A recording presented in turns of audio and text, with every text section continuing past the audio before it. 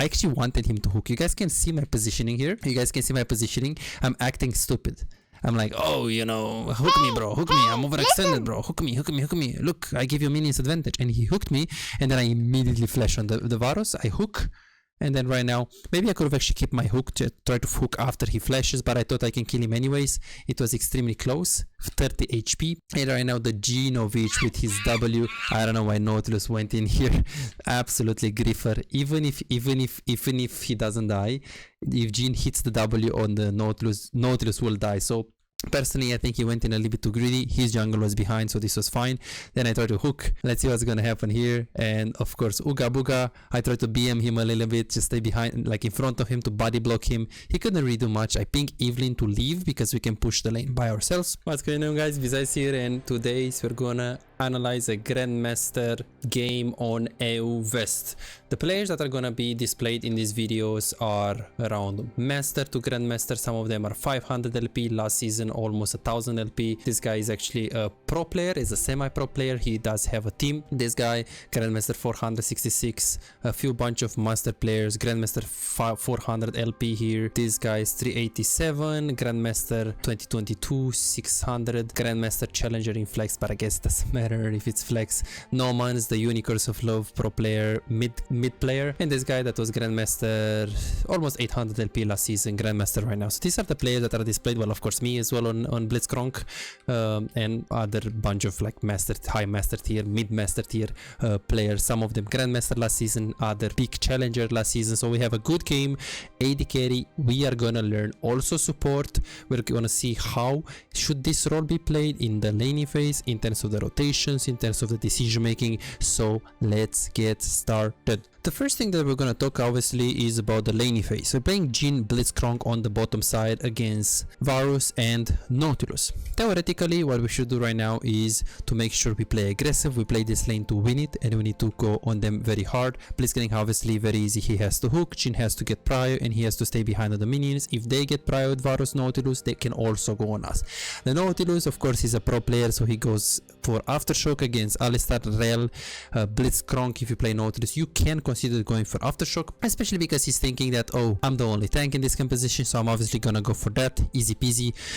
We are not leashing, we're actually asking the Evelyn to start top lane because we're playing a lane phase that you know, we have a high reliance on getting the prio. We get Blade on both AD carries here, so let's see what's gonna happen. So they actually try to stay into the brush right here, and we try to play super slow. We know that Nautilus can't really go in right now, especially because we have lots of minions here, and if they fight into this big minion wave, they can easily get chunked as they would do it right now. This is, in my opinion, a very bad trade for them. They wasted all of their potions, and we have fleet footwork and 2 potions on Blitzcrank. This, what Nautilus did, is extremely aggressive and extremely greedy. So this, in fact, in my opinion, is a very good trade because of the fact that we have fleet footwork. So I don't think what Nautilus did here was good. He also goes for like a very insane hook here. We can actually take a look at this hook. It's super good. Of course, we're talking about last season Challenger, big player, actually finished in Grandmaster. So look at this hook, guys. Beautiful hook by him. Right now, I actually didn't expect him to go in. He healed very fast before the ignite. Of course, he's a Grandmaster player. He heals instantly just in case they put the ignite. Then he tries to go on the Varus. He does make a little bit of mistake here. I don't know if you guys see it. Look at the Jhin, look at the Jhin, look at the Jhin, look at the Jhin. So he could hit Varus now, but he actually stepped a little bit closer to him.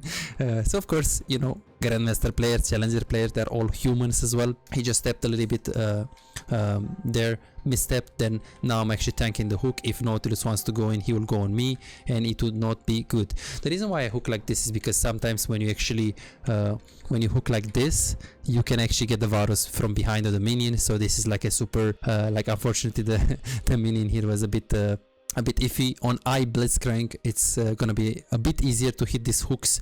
Now I don't have hook, but I'm gonna actually walk up forward because I know that even if they hook me, this is very bad by Nautilus. He should never actually walk up because Varus does damage with her easy, not necessarily with his all-in potential. So right now he hooks, but I know I actually wanted him to hook. You guys can see my positioning here. You guys can see my positioning. I'm acting stupid. I'm like, oh, you know, hook me, bro, hook me. I'm overextended, bro. Hook me, hook me, hook me. Look, I give you minions advantage. And he hooked me, and then I immediately flash on the Varus. I hook, And then right now, maybe I could have actually kept my hook to try to hook after he flashes, but I thought I can kill him anyways. It was extremely close, 30 HP. And right now the Genovich with his W, I don't know why Nautilus went in here. Absolutely griffer. Even if he doesn't die, if Gene hits the W on the Nautilus will die. So personally, I think he went in a little bit too greedy. His jungle was behind, so this was fine. Then I tried to hook. Let's see what's gonna happen here. And of course, Uga Buga. I tried to BM him a little bit, just stay behind, like in front of him to body block him. He couldn't really do much. I ping Evelyn to leave because we can push the lane by ourselves. Of course, the Gene is gonna go boots, Dirk to begin with, boots, and then he's gonna go for the refillable post Ivanovic. And I just pat towards bot lane. There's no reason to pat towards mid lane in this case because the chances of me killing this guy is super low. Are you an AD carry main struggling to make an impact in your games? Is your damage output disappointingly low, leaving you feeling frustrated and powerless in the role you love? Introducing our specialized coaching program designed to supercharge your AD carry performance. Imagine a world where your damage, decision making and farming skills are 10 times better and the outcome of your games is no longer left to chance. Meet Chase, just like you, he was once stuck in the same position, facing low damage and inconsistency in his games. Let's see what happened after his coaching experience, from Diamond 4 to Master Tier. Wow! And here is Jordan and Brett, both transformed into formidable AD carry after the coaching session. These success stories aren't just isolated cases, they are a part of a community of over 3,243 players who benefited from the coaching program. If it worked for them, why not for you? Picture yourself as an unstoppable AD carry. It's not a dream, it's your potential with the coaching session. Don't wait any longer, visit Visite.com, book your coaching and become the AD carry the enemy team hates to play against. Low. Or it can be high right now after looking at this trade, but I know that if I pat towards bot lane, every hook is gonna be a kill. So this is the reason why I actually pat like this. In the following situation, I'm actually trying to bait out the hook really hard. I'm walking out, I'm trying to act stupid, I'm trying to act like I want a hook. And what Nautilus did, he actually tried again the same hook right here. The same hook. I think this hook, in my opinion, is again very, very bad hook because then the Varus is positioning very, very, very far from him. And realistically speaking, Varus can't really follow up very good in this fight other than one auto attack and then E. So right now I knock him up. I stay in front of my Gene. So just in case they want to go on him, he's gonna be fine. And then right now I woke up right here, and I actually don't throw the hook. I'm gonna sweeper, and then I woke up here. I know the Nautilus still has hook, but they can't win this. If they hook, it's really bad. So right now he tries to hook the wall, and then I try to go on the Varus right here, obviously not on Nautilus. Even if he's a challenger player, I don't think he played it good. In my opinion, he could have played much better. He's playing overwhelmingly aggressive and he can get punished. Especially right here, when he hooks, he should not hook the wall. First of all, if you hook the wall like this, some would say, no bro, but he's a challenger player. He knows that if you hook him, he's gonna hook the wall so he doesn't get hooked through. But if a good blitzcrank here, which he's always gonna do this, he's gonna hook the Varus. There is no reason for him to go on the Nautilus here. So what he should have done is he should step in front of the Varus, and when I hook him, that's when he buffers the anchor on the wall, so he can tank the Varus, the blitzcrank Q, and then Varus is safe. Because this one was like I feel like with another skin I would hit that. So it's very tricky. And then right now I don't get it why he's trying to go in, because we're winning this really hard. We're winning this really hard. I think he's getting a bit tilted, this pro player, because he's like playing overwhelmingly aggressive. So he's getting pretty tilted. He probably thinks, oh, you know, I'm playing against low master blitzcrank, you know, he's so bad, I'm challenger. Because usually challenger players, they make fun of master tier players and they check before the game. So if they see someone is master, it's like, okay, this is like free game, and they get overconfident sometimes. So right now I woke up, I don't actually throw the hook, I actually press S here. I don't throw the hook because I want to see his pattern of movement. His pattern of movement was actually quite good. And then here I almost, actually I think I die. He healed me. No, he actually did not heal me. He tried to heal me here. It was really close. It was really close here. He did not heal me. I think I'm slightly out of the heal range, because the heal range is actually big. The heal range is pretty big. He tried to heal me. I would have been fine here. And then he just stays into the tower. Obviously he's just gonna recall right away. He's not actually gonna look to push here. And after he doesn't really look to push, I am going to be with Evelyn. I'm going to play with Evelyn. I just hook the Talia. I know she has no flash here, so I just go on the Talia very hard. The Nautilus tried to make something happen, but unfortunately for him, we just win this quite hard. Is Evelyn gonna die? She dies. I hook, then we still end up winning this. I don't know why they're actually going mid lane right now. I'm actually acting like I go on Blitzcrank. I have my hook up. I'm acting like I go on Blitzcrank, but then I hook the Varus. He couldn't have reaction for the flash. He did actually not have flash. It was 5 seconds. I hook him. We try to kill them both. No man starts to go in. We try to do something. Unfortunate situation here. The Varus didn't die, but still pretty good. Still pretty good here. And then of course Jhin is kiting. Then I recall and Jhin is gonna stay on the bot lane. He's gonna end up pushing, and right now he's gonna just reset. I go towards mid lane with Blitzcrank. He goes towards bot lane. Let's see the hook here. We go towards mid lane. I try to hook very close. Very close.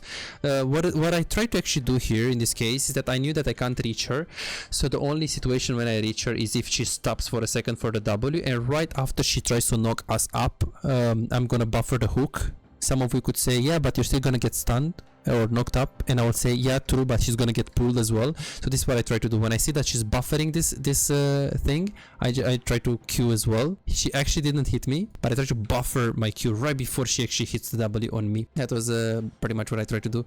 The Jhin, he's just gonna be shielding on the bot lane here. He's gonna look to slow push. This game was quite hard, so what I try to do is I try to play oscillation playstyle. It's called I oscillate between two lanes, or this is called also gravitational playstyle. As in, I look at the Evelyn here. You see, I look at the Evelyn. I see she's pathing towards this buff. Talia, I know she's level 6, so she's very under level compared to Nomans that is almost level 9, and I know that they might not contest because also top lane is quite weak compared to the Udyr, and most likely they don't really have. Do they have Talia ulti? No, we actually knew that they have no Talia ulti. So what I do here is that I think like this: hey, I could go to the Rift or to the Voidlings, but I know that they might not actually contest it, and if I go bot lane I get a free kill. So what I do, I gravitate in between two lanes. If I see Talia on this ward walking up, I immediately move there. If I see Karma moving left, I walk up instantly. But challenger players, what they do is that they think, hey, we're not gonna contest this, let's play bot lane. So if I see Talia on this ward or Karma pathing like this will tell me that they wanna go on Jhin, so I'll actually try to have a Jhin from behind here, from Fog of War, to try to do something. So this is like my thought process here. I gravitate because I'm not sure what Talia is gonna do. This is not wasting time. This is like playing it smart. Of course, 99.9% of the cases you should just go to the Voidlings just to be safe, but if you can make this play to gravitate, if you think your teammates are safe and you have full vision in the enemy jungle, you can always adapt. And then we actually go on the bot lane. Let's see how Jhin plays right here. I actually leave, and then the Nautilus try to do something crazy here. Try to hook here. Of course, this hook looks boosted. It's like, oh, what is this guy's challenger player? No, he actually predicted. So it's very hard for you when you play Jhin with swiftness and fleet footwork, movement speed, and celerity to predict. So you have to hook the, like, very wide. Like, you have to try to aim in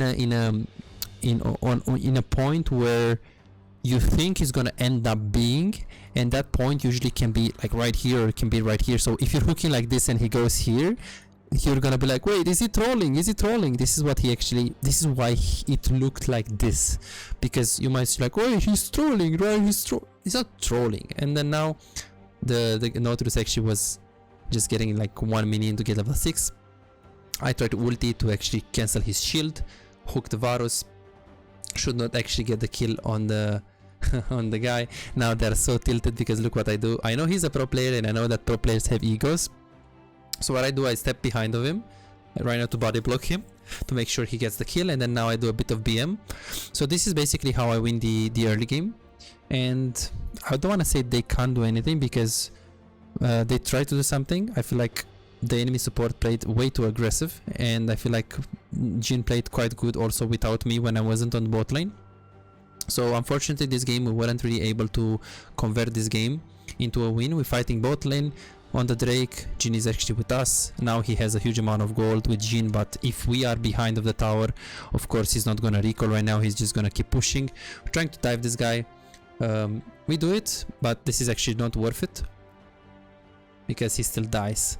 Karma is a very broken champion, and unfortunately we end up losing this game later on. Just to so you can understand the rotations, Right now, let's actually take a look at what Jhin does and how he plays. So he's gonna play he's gonna play mid lane, and he's gonna play around team fights. He will stay in the team fights on mid lane, and he will try to be as much as possible in those. Right here, unfortunately, he didn't reposition it himself good. Of course, challenger players are also humans. He should be on the left hand side here. No reason to be on the right hand side. You could say, yeah, but the Nomans is pushing right here. He's 5-0. Maybe he wanted to go there, maybe potentially ulti or something like this. Not really, because we have 3 wards up on the Blitzcrank, so we can ward the whole top side. And the reason why we get prior mid is to get the top tower, not the bot tower. The bot tower is already gone, so he should be on this angle. Also, Evelyn has path. She's pathing towards top lane here, because these are the camps that she has. So yeah, not so good what she's actually doing right now, the Jhin. And yeah, let's see what he's gonna do after this. So he's gonna actually path towards top lane. The reason why he doesn't path mid lane is because Tristana is there, and he sees there is a big fight here. Tala is diving. He's gonna go top lane immediately, and then he will try to play pretty slow. Unfortunately, we don't really have the Tristana here. We try to win this. He has Collector with Jhin first item, which can make sense if you're super ahead, which he is. They're also relatively squishy. I don't know if I would go Storm Laser if I was him here against the Jax and all of these people. And also Fleet Footwork is, I mean, why do you need Fleet Footwork on Jhin in this case, right? Because they don't have poke. I mean, they have Varus, but it's Varus Nautilus, so it's a bit iffy.